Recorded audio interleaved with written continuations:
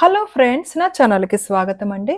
నేను ఈరోజు మీకు చందమామ కథల్లో బేతాళ కథ చదివి వినిపిస్తున్నానండి. ఈ కథ పేరు ముగ్గురు రాణులు. విసుగు చెందని విక్రమార్కుడు చెట్టు వద్దకు తిరిగి వెళ్లి చెట్టుపై నుంచి శవాన్ని దించి భుజాన వేసుకుని ఎప్పటిలాగే మౌనంగా శ్మశానం కేసి నడవసాగాడు. అప్పుడు శవంలోని బేతాళుడు, రాజా, నువ్వు ఎవరి యందు విశ్వాసం ఉంచి ఇలా శ్రమ పడుతున్నావో తెలియదు గాని వారి విశ్వాస పాత్రత నిర్ణయించడం నీ విధి.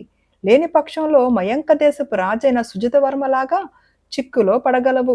శ్రమ తెలియకుండా ఉండగలందులకు నీకు అతని రాణుల కథ చెబుతాను విను అంటూ ఇలా చెప్పసాగాడు. మయంక దేశపు రాజులకు ప్రథక రాజకుమార్తెలు పట్టపురాణులుగా ఉండటం అనేక తరాలుగా జరుగుతున్నది.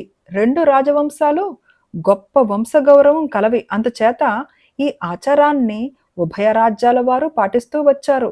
ఆ కారణం చేత ప్రథక రాజకుమారి సౌదామిని దేవి యుక్త వయస్కురాలు కాగానే ఆమెను సుజితవర్మకిచ్చి పెళ్లి చేశారు.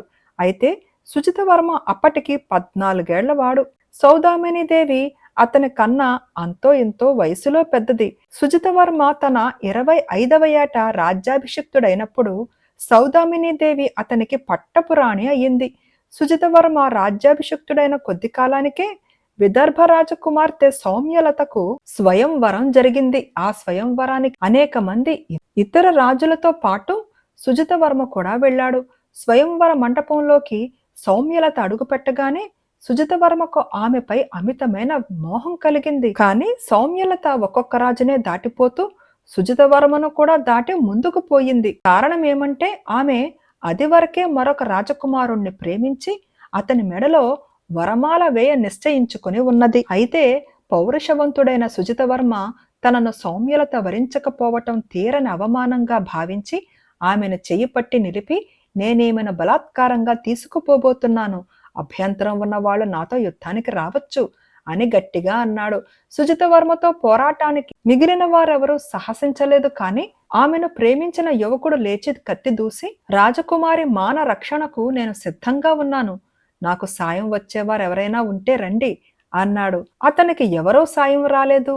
అతను ఒక్కడే సుజితవర్మతో యుద్ధం చేసి ప్రాణాలు వదిలాడు. తరువాత సుజితవర్మ సౌమ్యలతను తన నగరానికి తీసుకుపోయి తన రెండవ రాణిని చేసుకున్నాడు.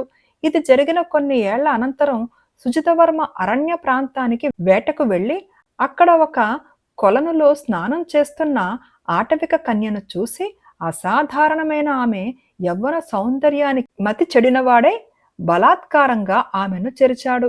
ఈ సంగతి క్షణాల మీద ఆటవికులకు తెలిసి కొన్ని వందల మంది ఆటవికులు ఈటెలు బాణాలు పట్టుకుని వచ్చి రాజును చుట్టుముట్టారు. రాజు వెంట వచ్చిన పరివారులు వారిని ఎదిరించలేకపోయారు.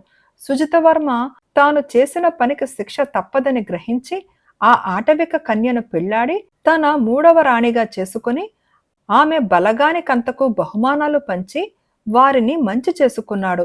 తన 3 రాణులతోనూ సుఖంగా కాపురం చేస్తూ సుజితవర్మ రాజ్యపాలన చేస్తూ ఉండగా అతని గృహానికి ఒకనాడు ఒక సిద్ధుడు వచ్చాడు. ఆయన భోజనం చేసేటప్పుడు 3 రాణులు ఆయనకు వడ్డన చేయవచ్చారు. కానీ సిద్ధుడు వారు వడ్డించడానికి ఒప్పుకోక మామూలు సేవకుల చేతనే వడ్డన చేయించుకుని భోజనం ముగించాడు. అనంతరం రాజు సిద్ధుడితో ఏకాంతంగా కూర్చుని మాట్లాడుతూ, స్వామి, మీకు వడ్డన చేయమని నేనే నా భార్యలను ఆజ్ఞాపించాను, వారిని ఎందుకు వడ్డన చేయనిచ్చారు కారు అని అడిగాడు. సిద్ధుడు రాజుకేసి తేరుపరా చూసి, రాజా, నీ భార్యల తత్వం నీకన్నా నాకే బాగా తెలుసులాగున్నది. వారిలో ఒకతే ఎంత మాత్రము విశ్వసించదగిన మనిషి కాదు అన్నాడు. రాజు నిర్ఘాంతపోయాడు. అతను 3 భార్యల పట్ల సమబుద్ధితోనే నడుచుకుంటున్నాడు. వారు కూడా అతని పట్ల అలాగే ఉంటున్నారు. వారిలో వారికి కూడా ఎలాంటి కలతలు ఈర్ష్యలు ఉన్నట్టు లేవు. స్వామి, మీ మాటలు చాలా విచిత్రంగా ఉన్నాయి. నా భార్యలలో విశ్వసించరానిది ఎవరు అని రాజు సిద్ధుణ్ణి అడిగాడు. నాకు వారు విడివిడిగా తెలియదు నాయనా. నాకు వడ్డించవచ్చిన వారిలో ఒకతే విసర్జించదగినదని మాత్రం చెప్పగలను. ఆమె ఎవరో నీవే తెలుసుకుని సాధ్యమైనంత త్వరలో పంపివెయ్యి అన్నాడు సిద్ధుడు. నాకు ఏ ఒకరి గురించి అనుమానం లేదు. వారిలో ఒకతే నమ్మదగనిదని మీరు రుజువు చెయ్యగలిగితే అన్నాడు రాజు. రుజువు చేయటం ఏమంత కష్టం కాదు, కానీ నేను చెప్పినట్టు చెయ్యి అని సిద్ధుడు రాజుకు ఒక ఉపాయం చెప్పాడు. మరి కాసేపటికి రాజు తీవ్రమైన గుల్మ వ్యాధితో బాధపడుతున్నట్టు, త్వరలో చికిత్స జరగకపోతే ప్రాణాపాయం కలిగేటట్టు రాజభవనంలో వార్త పుట్టింది. అందరూ వచ్చి సిద్ధుణ్ణి, స్వామి, ఈ వ్యాధికి చికిత్స ఏమిటి అని అడిగారు. రాజపత్నులు తమ కాళ్ళు కడుగుకుని ఆ నీరు పంపితే రాజు ఆ నీరు తాగితే వ్యాధి నివారణ అవుతుంది అన్నాడు సిద్ధుడు. వెంటనే ఒక దాసీది ముగ్గురు రాణుల అంతఃపురాలకు వెళ్ళి బంగారు కలశాలతో పాద ప్రక్షాళనోదకం తెచ్చింది. అయితే 2 కలశాలే ఉన్నాయి. మహారాజా, పెద్దరాణిగారు నీరు ఇవ్వ మానేశారు అన్నది దాసీది. రాజు ఆమెను పంపేసి, స్వామి, నమ్మదగిన మనిషి నా పట్టమహిషే అవుతుందా? ఆమె తన కాళ్ళు కడిగిన నీరు ఇవ్వనరాకరించడానికి ఏమిటి కారణం? నేను ఈ రోగంతో చనిపోవాలనా అని సిద్ధుని అడిగాడు. రాజా, తొందరపడకు, 2 కుక్కలను తెప్పించు అన్నాడు సిద్ధుడు. 2 కలశాలలోని నీరు 2 పళ్ళాలలో పోసి 2 కుక్కల చేత తాగించారు. అందులో ఒక కుక్క గెలగెలా తన్నుకొని చచ్చింది. చూసావా రాజా, ఈ కలశం పంపిన భార్య విసర్జించదగినది. ఆమె వల్ల నీకు ఎప్పటికైనా ప్రాణాపాయం ఉన్నది అన్నాడు సిద్ధుడు. రాజు తన బుద్ధి ఉపయోగించి ఆ కలశం పంపినది తన 2వ భార్య అయి ఉంటుందని గ్రహించి ఆమెను విసర్జించి మిగిలిన 2 భార్యలతోనూ చాలా కాలం సంతోషంగా ఉన్నాడు. బేతాళుడు ఈ కథ చెప్పి, రాజా, నాకు కొన్ని సందేహాలున్నాయి.